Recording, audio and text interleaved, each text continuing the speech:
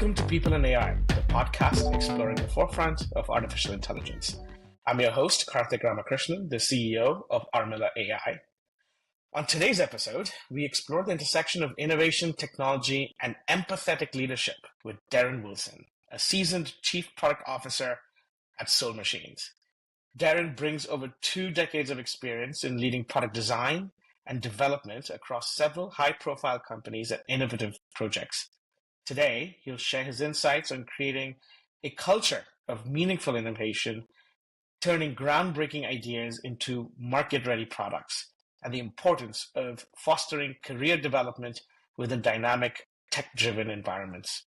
Join us as we dive into the challenges and triumphs of navigating the ever-evolving landscape of emerging technologies. Darren, a pleasure to have you on the podcast today. Thanks for joining us. And thank you so much. That's such a great introduction. I think I'm gonna steal it and I'm gonna reuse it for my LinkedIn profile. Absolutely, as you should.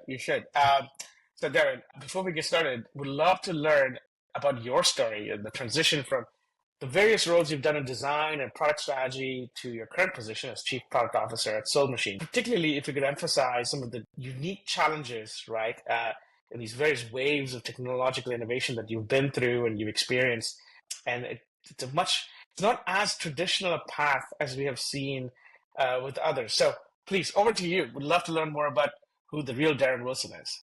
Oh, right. Okay. Well, we might be a while. Thank you so much. I think, like definitely not traditional path to where I am today. And as you mentioned, design background, by trade, I'm a designer. I grew up in London, but it's kind of at the start of sort of the technology boom, kind of, giving you, not aging myself too much, but started working very early in technology on CD-ROMs for the BBC, where they were trying to work out how that they could grasp this kind of changing landscape and use some of their high value brand content to reach new audiences.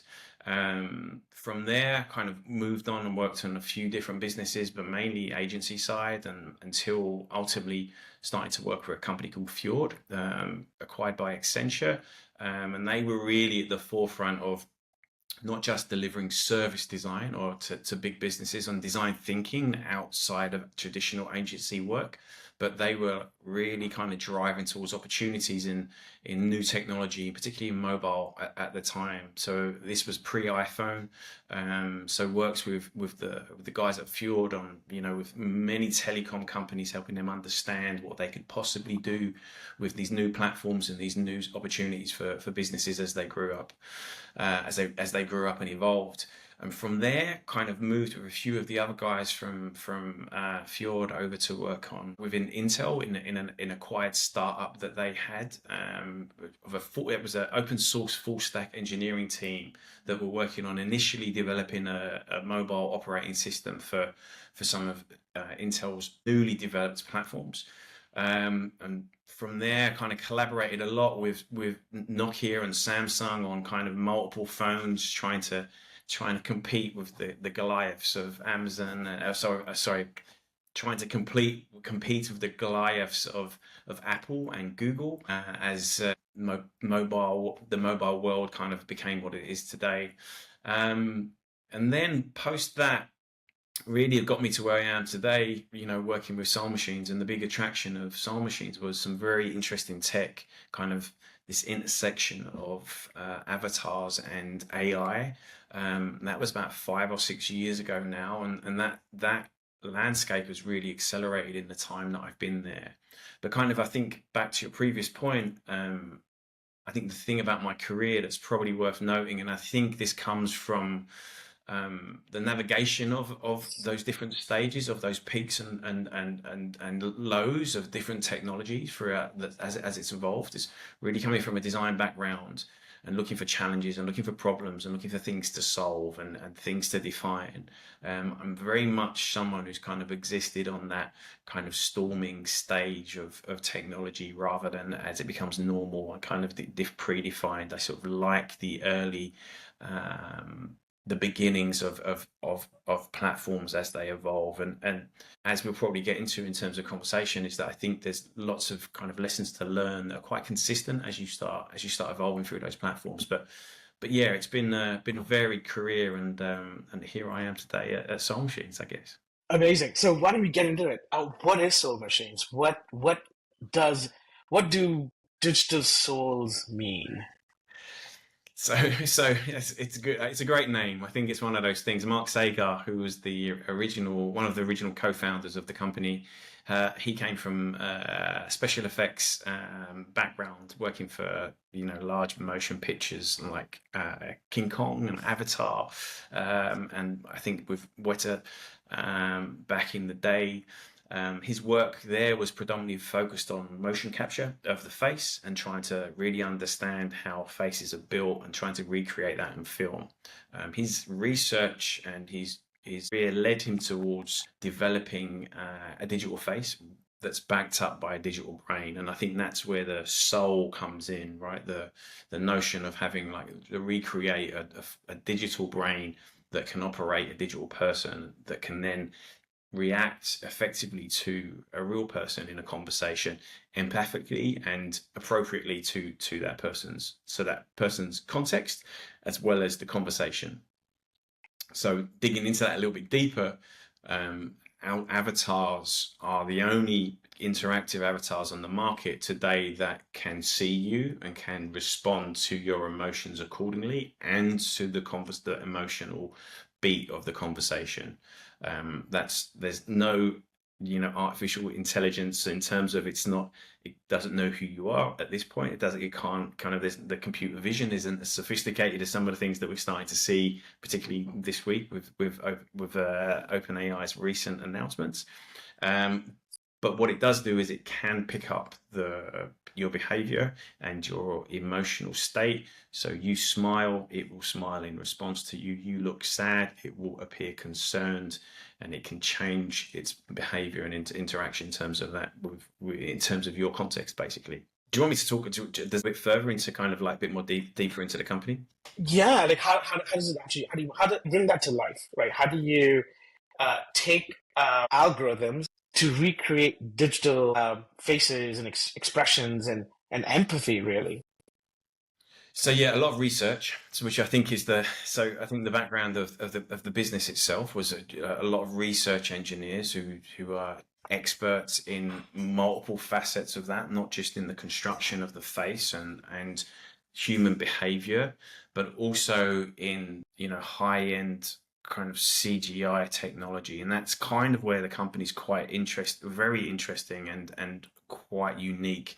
The merger of kind of the recreation of the reality that you see in cinema to the kind of also that attempt to sculpt and design kind of a digital version of a human face, and that's then customizable, that we can then reskin, and then we can introduce diverse qualities to, as well as different characteristics, different appearances, different clothing, different hairstyles, and the whole gamut of customization.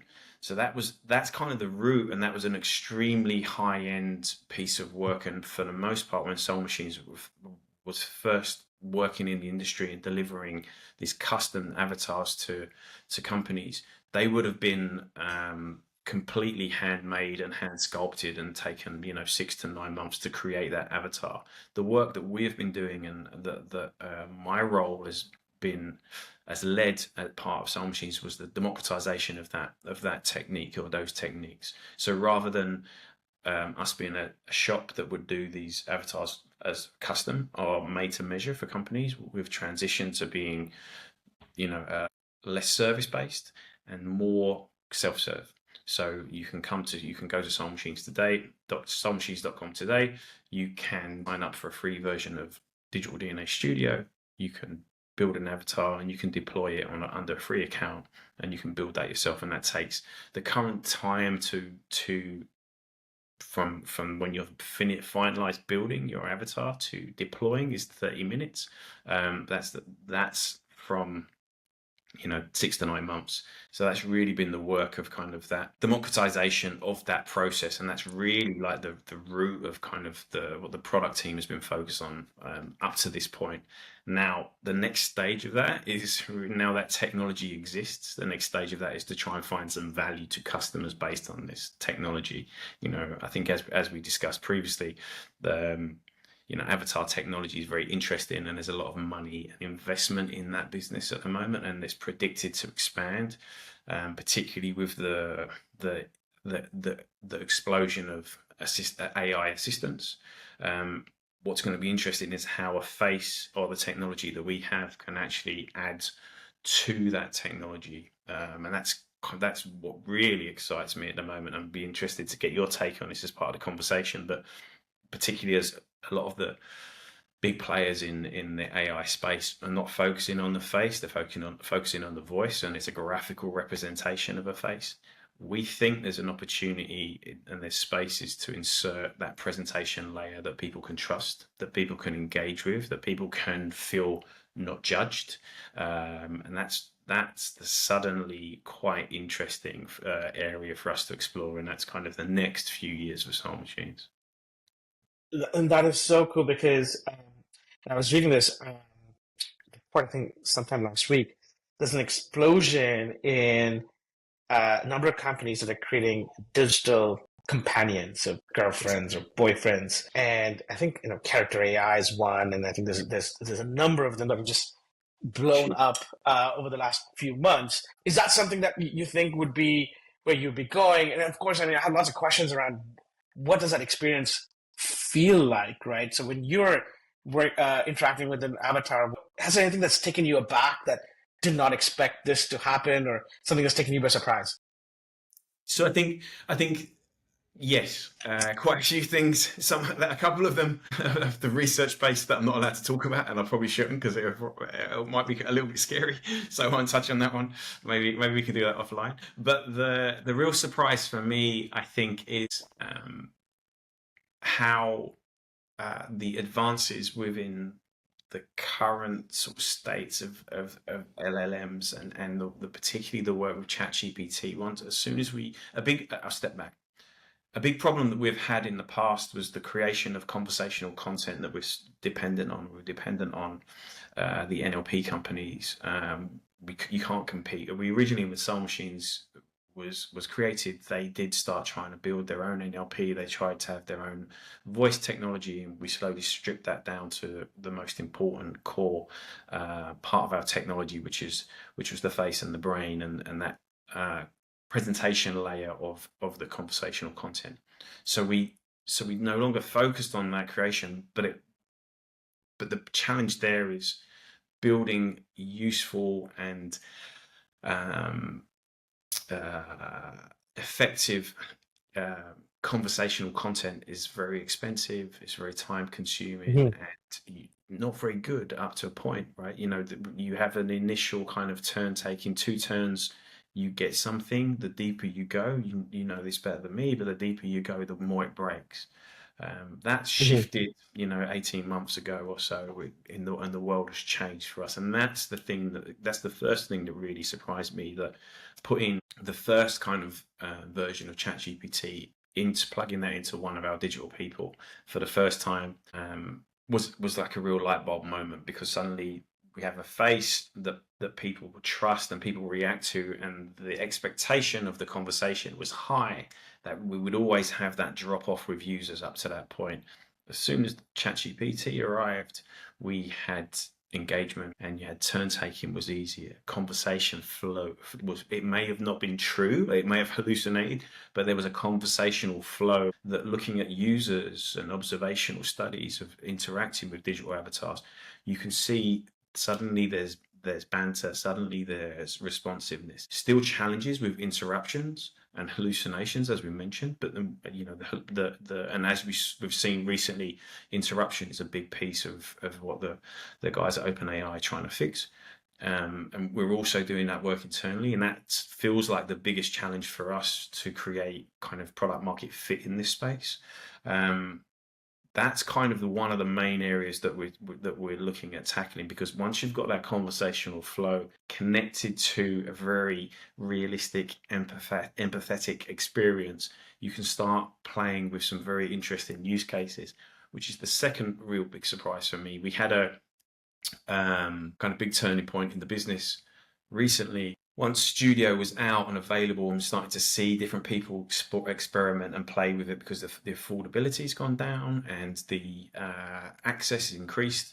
We had a chap on YouTube, a Korean influencer, who built a language practice buddy on the platform. So not someone to teach you how to speak English, but just a one-to-one practice partner, so that you can then go to your digital practice partner and practice your English. And that was a massive light bulb moment, because that's that non-judgmental experience, right? That's kind of that opportunity for you to use this tool to practice something and hear yourself speak and hear yourself engage, and try and work through some of those potential questions that you're going to struggle on, without being judged, without being like feeling awkward, and just growing that capability. And that's shifted our perspective on opportunity. So that kind of personal coaching, personal engagement, kind of that development there is huge. I mean, to that point, prior to this conversation, I practiced with a digital avatar to kind of see what questions I'm going to be asked, create a version of you, kind of like see how it's going to go. And it works, right?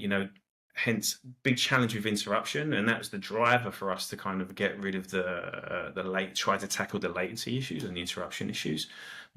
But once you can get there, once you've sort of hit a value proposition for a user, and that's one of those, then things really do explode.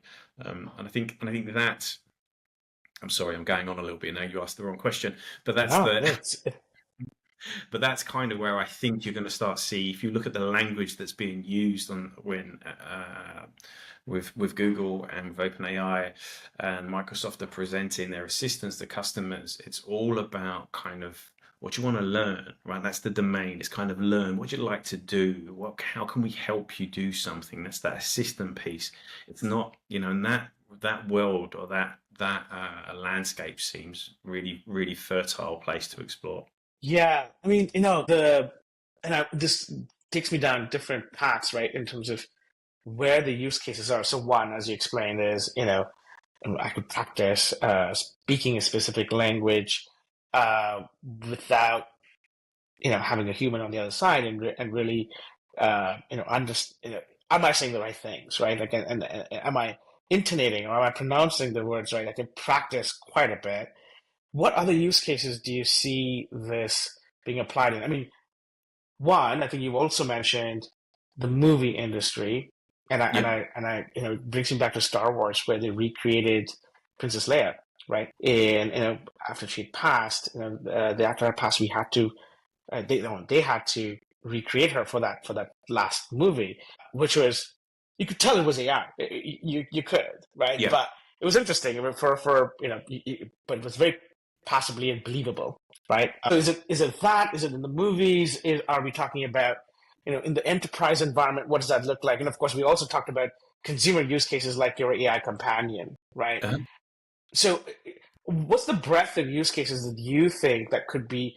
These are things that we've all talked about for a while. I mean, the movie Her, right? The Yes. girlfriend that existed. I mean, this is totally in that context. But where else do you see this application going? Yeah, it's interesting, and to the thing I find fascinating around the with the movie Her, I I think it's, if you talk to the latest version of ChatGPT and ask her about, are you Scarlett Johansson? She's quite pithy in her response, that she's definitely not, like contractually, no, she's not, but she sounds a little bit like that. So it's Yeah. definitely life imitating art. I think it's kind of funny. I think I heard, I'm going to steal someone's quote. And I can't remember. I think actually I do know. It was a podcast I listened to. It's another podcast. Benedict talks a lot about kind of the future of technology, and he had a very interesting point that right now with AI, what we're doing is we're trying to fix kind of current workflows that we have today, rather than starting to explore what are the new workflows or new opportunities that it's going to open up for, right? So there's a lot of us kind of trying to take this technology and shove it into the gaps that we have in what we do. I think the next thing is that as we get more used to that and as we start seeing where these things go, we're going to start be less focused on the AI of things and more on the value of what it offers to us. Another colleague of mine, old colleague of mine, works at WhatsApp. He was talking recently about the fact that what they're doing is trying to work out how they can incorporate AI into their platform to their users, and that suddenly that's mainstream. I think we talk about kind of OpenAI being 100 million users or whatever it was. Oh, sorry, ChatGPT 100 million users. What's WhatsApp 3.5 billion, right? So that suddenly you've got all of that. You've got those people suddenly doing different use cases, and that's really value driven. What are WhatsApp going to use it for? What do WhatsApp users need it in their marketplace? So that's kind of on a very high level. That's what excites me about the development of the technology today. For us, what that means for us on our platform, on the creation of avatars. You mentioned character AI, and that's a real big inspiration for me, that whole platform. I think that's very, very simple, like large, massive user base of young people who want to talk to something or someone or a celebrity, and they will pay for that and they'll go and engage. And it's really very good. I practiced using the therapist on there, and I've had a bit of therapy in my time, and it's the best therapy I've ever had, right? It's really, really good. So there's the comedy side. You can talk to Elon Musk, you can talk to Spider-Man, but there's that one-to-one engagement with a person of your choice, you've constructed, right? And that's just text with a little, and then potentially voice. Beyond that, our world of adding the face, I think I see an opportunity for, and this has got a lot of legal ramifications and copywriting ramifications potentially, but we do a lot of work with celebrities. So we'll recently created a reincarnated Marilyn, using that as a test bed to kind of get reactions from people. It's very interesting and very surprising, the kind of engagement, and it surprised me quite a lot, the level of engagement that we got with that through our test audience. And it just opened up kind of people wanting to, I want to upload a photo of somebody to create my own personal assistant, right? That market of, I've got a photo of this person. I want an Amy Winehouse. Can I just upload a photo of Amy Winehouse? Can I upload a photo of Prince? Can I do that? And then can I have my own Prince, my own thing? That I feel is ripe for opportunity, but also, challenges, massive challenges. But I do think that's where things will be going. Ultimately, if you think about it, there's not a lot that's going to stop someone who's very good using, CGI tools or modeling tools to create a face that looks like somebody, right? Like if they can model, you see it on all of the marketplaces. Now taking that model that they've created of a dead celebrity with no rights, plugging that into a conversational platform of some kind, using an interactive platform like ours at some point, those gaps are very small between those two things. So we're not too far from seeing a plethora of digital avatars that people have created to be their personal thing, to do whatever they want with it. And I think that's super exciting. That, and right, if you could feed all of the digital interactions and the foot used to train a model and create an avatar of them, Exactly. that you could interact with, and specifically for grieving, loved ones. This is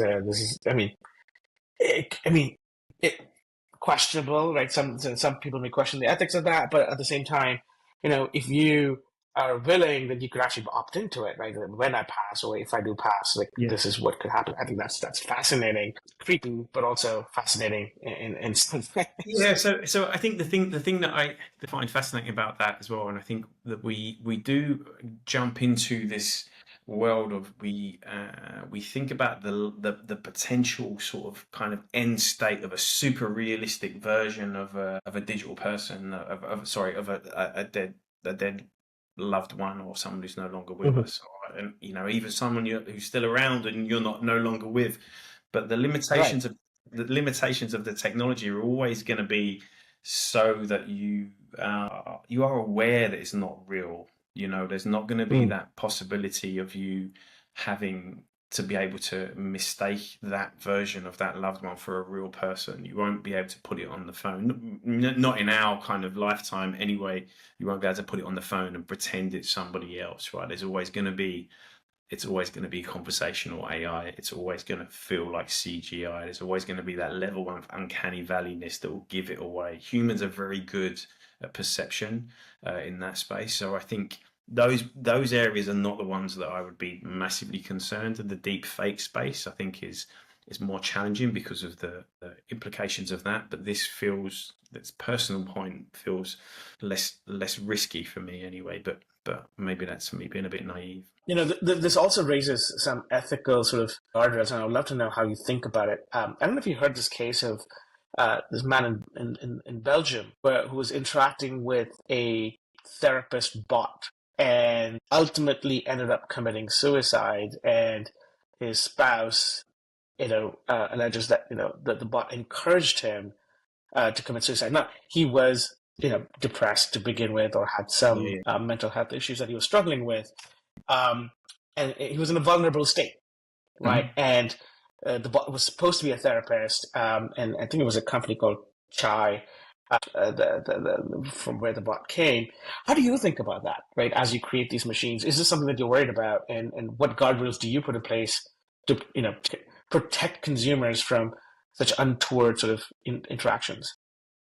Yeah, it's a good one, and I think it's a challenge, and I think part of the way that we're trying to deal with it is we're trying to find the appropriate use cases, right? Anywhere, that to me, I think we've had people who've approached us that they want to make therapists or they want to make medical assistance or advice, and it's not that this isn't. I don't think this is the technology for that space. I think particularly in therapy. I mean, as we mentioned therapy before, there's plenty of people who work in therapy that aren't qualified to and have different levels, and there's services that are available that may not be the best level of service that you can get as things are becoming digitized. So I think the guardrails should be like industry wide, if you know what I mean. So it's a case of you Mm-hmm. can't for whenever technology comes into play, whether that's just the making it easier for you to connect with a medical practitioner. They should still be a medical practitioner, right? They should still be qualified by the same levels of qualification as if you were going into a waiting room and seeing your doctor or seeing your surgeon or seeing your therapist. There's a barrier to entry that should maintain, and if technology can meet that, then that's a different conversation. But it can't fundamentally. It can't. And the hallucination issue, the guardrail challenges. I think it's something we need to avoid and need to maintain that level of duty of care basically in those industries that we've had up to this point. I mean, and we are entering uncharted territories, right? So putting in, I've been, super cognizant of where this technology is being applied. It's going to be interesting to see what choices both makers of systems, like such ourselves, and consumers of these systems, absorb this technologies. I think we have to watch out, but hopefully we can avoid, other scenarios such as this. But maybe let's shift gears a little bit. You've been a product manager in the product space for all these various interesting roles and companies, and really at the forefront of some of these emerging technologies. How has your role as a product manager changed from the CD-ROM era to now the era of AI? Right, so it's quite a leap. I think the one thing that I'm seeing now that is super exciting, particularly coming from a design background, is the ease, how much easier it is now to synthesize data and user research. That's a big one. The fact that you can have the work that would cost a lot of time and effort to synthesize user feedback or to trail through data or information, we can now synthesize that so much easier and so much faster, and so much more effectively, to be honest. And I think that if you have and I know people who work in that industry, particularly in the user research or the user insights business, and they love it. It really is making work that for those guys would take so much longer and be so hard to adapt and respond to questions from customers. The speed of delivery and the synthesis of that content is massive. That's kind of the first one, I think, for me, I'd say is pretty consistent. I think the one thing that is consistently hasn't changed is the challenge that you have dealing with innovators or people who believe they have all of the answers, and they know all of the things that they know about customers, and they know about an audience, and they know about a market or product market fit. And a lot of the time when you work with newly developed platforms or with very innovative founders, they're thinking 5-6 years in advance. The challenge that we have as product people is to sort of bring them back and start thinking, 3 to 6 months to 12 months. And actually, what does that, how do we get to that point? How do you get to that path? And that's super consistent, and actually hasn't changed a great deal. It just becomes, we're now having to move faster as technology is developing and adapting. Those are the two off the top of my head. I probably could come up with some more, but I'd ask you the same question. What's your take? What's the change over the last sort of 10 years been for you? Yeah, no, I agree. It's strategy meets execution. Ultimately, it's the frameworks and the principles of product development, product design don't necessarily change. Yes, sir. But it's really taking something visionary, to your point, and I think I concur and I repeat what you said, which is taking something visionary and then breaking it down into its component parts, and how do you build it up back up to meet that vision, right? I think ultimately technology is a tool.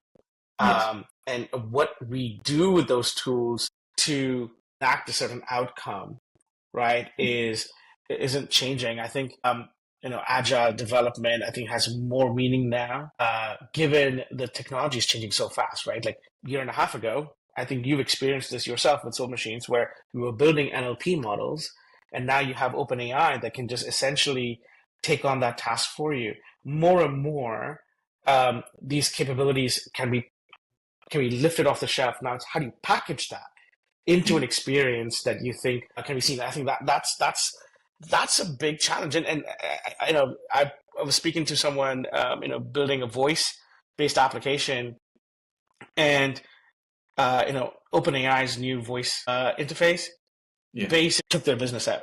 And so now they have to rebuild, and they have to question themselves, how are they going to now bring what they originally intended to life, but perhaps leveraging OpenAI now instead of building it their own. So that's where the biggest challenge is for me, right? Where democratization of AI has been what OpenAI has done, really has really brought to the imagination. And I think a lot of people are taking a page off of that book. I still think, though, there is a big difference between generative AI and classical AI models. And I can't believe I'm calling it classical. It was only until a year and a half ago that they were the state of the art. Not every application or every use case requires generative AI, and I think my fear is sometimes I'll be taking everything's if you have a hammer, everything looks like a nail, right? And then you just want to apply generative AI to everything, but that's not the case. I think people in the know need to know how to pick the right tools here again, right? And tools being whether it's a basic model which would serve the purpose, or do you need something as advanced as generative AI? So I think the principles haven't changed. I think the final piece, though, is I also find product managers have to get from the very get-go of design of an AI first product is to think through what are the negative use cases or outcomes of the model, right? As you're thinking now, like, we do not want to apply this as a therapist. I don't think we're ready yet.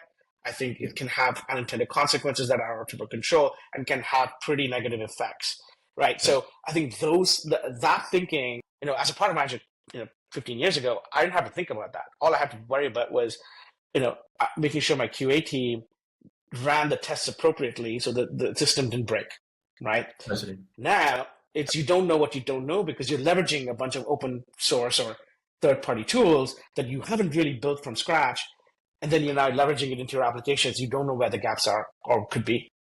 Totally, yeah, and that kind of ties in with the point I was going to make to your previous point, is that really the way that you kind of focus on the appropriate tool, the appropriate uses, is you still come back to the basics of that end user value, right? What are we trying to build, and how is this going to be successful for a user? Now, the tools can help us identify those opportunities, but they do also come with risk, as you say, and that kind of the guardrails around that is you do have to do a lot more thinking around the what if this goes here, where does this go?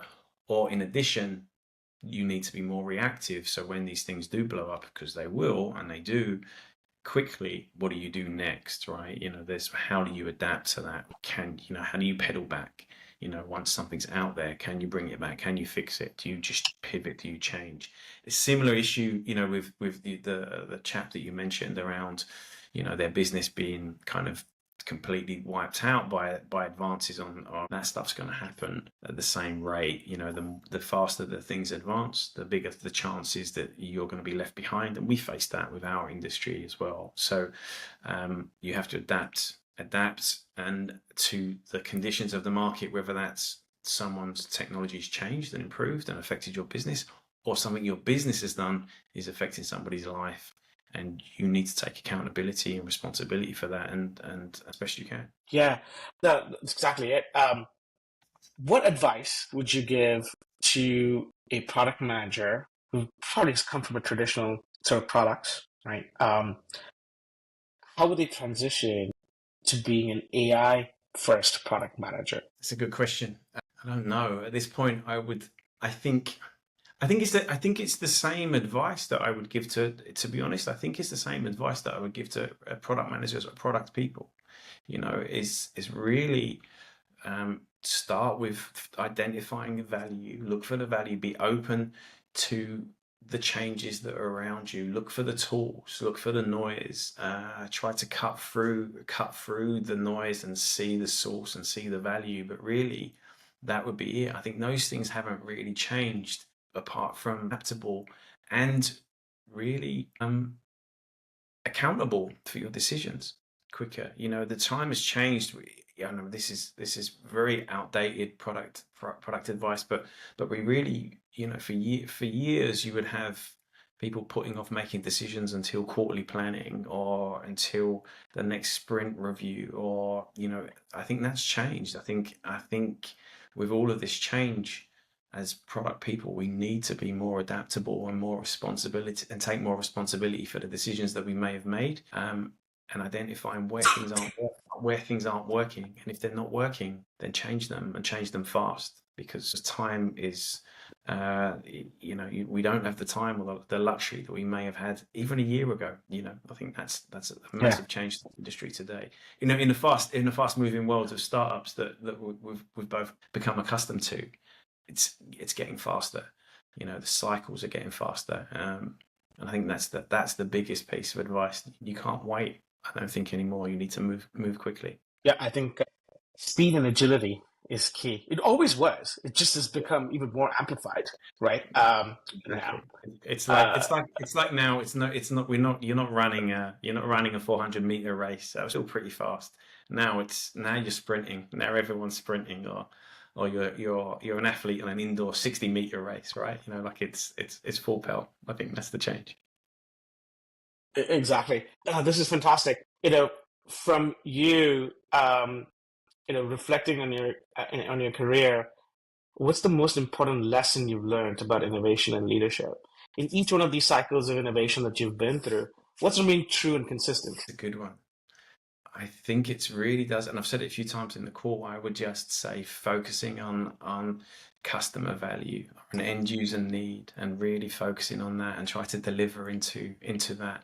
It's very easy to get caught up in stakeholder management or ego management, or doing what's best for your team or what you think is best for your business. But the truth is always in the hands of the people who are using the thing that you're building.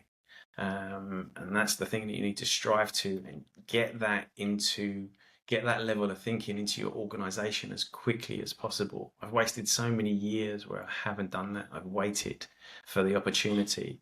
And really, you should be from day one trying to find the best way possible to get users into the mindset of your business. Well said.